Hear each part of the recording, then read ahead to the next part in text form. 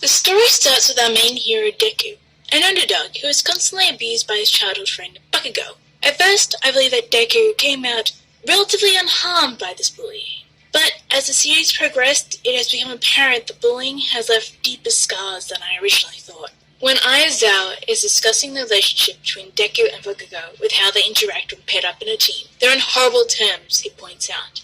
This statement shares the blame equally between the two, which is completely unfair to Deku. Bakugo's superiority complex at the time made it impossible for other people to get along with him, and the only person who can get close is someone who can figure him out and is not afraid of him, like Kirishima. It was at this point I came to realize that none of the teachers, except All Might, but he doesn't really press Midoriya on it, know about Bakugo bullying Deku, or just don't address it as far as I can see. The students know something happened between the two, but they don't delve into it deeply, with just a brief moment where Ochako says, "I remember now, it's Bakugo who keeps bullying you." But beyond that, nothing with the other students. While some of the faculty know about Deku inheriting power from All Might, none of the students do, except for Bakugo, but that's later. They're all assuming that Deku has had his power since he was a kid.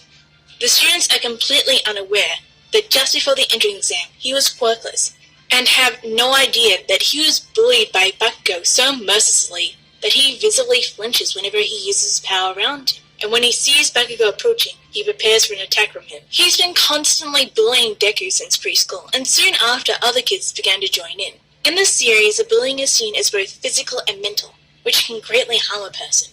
In Deku's case, he develops feelings of inferiority, which he constantly battles against, as Bakugo is always right behind him, trying to push him beneath his boot heel. His torment goes to the point where he advises Deku on committing suicide, saying, "If you want to quirk so damn badly, just throw yourself off the fucking roof and hope you get one in the next life." The scene plays out lightly to me, but is far darker than I imagined, as is confirmed by Deku mulling over his words, as he does say it was suicide he was talking about.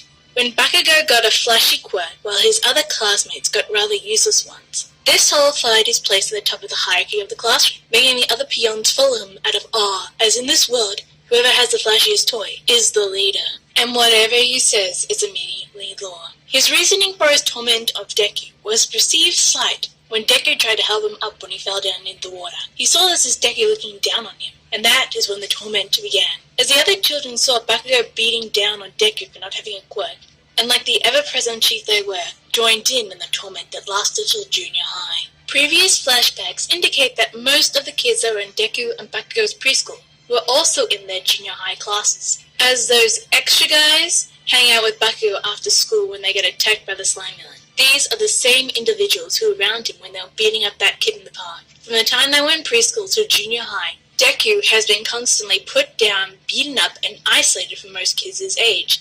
As still to junior high, Deku has not made any friends other than Bakugo.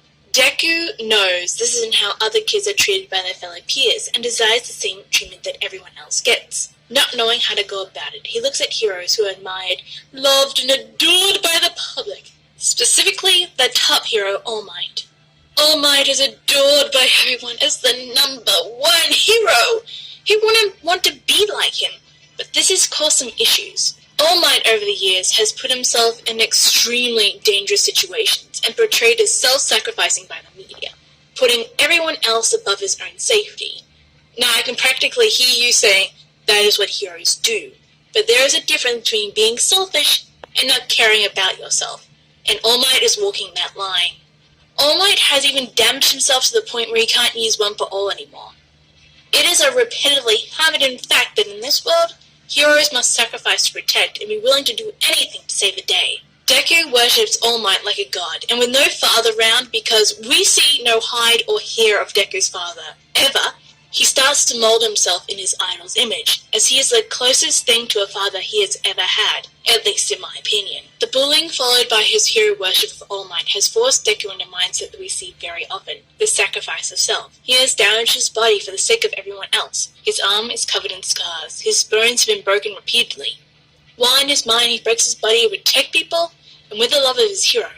But in the end he views himself as someone who needs to constantly put others first no matter what. This self-destructive way of thinking has caused irreversible damage to himself, and it is only with the retirement of All Might and a reminder of his past failures that he has vowed to not damage himself anymore. I just hope this change is permanent, and not just a fleeting thought.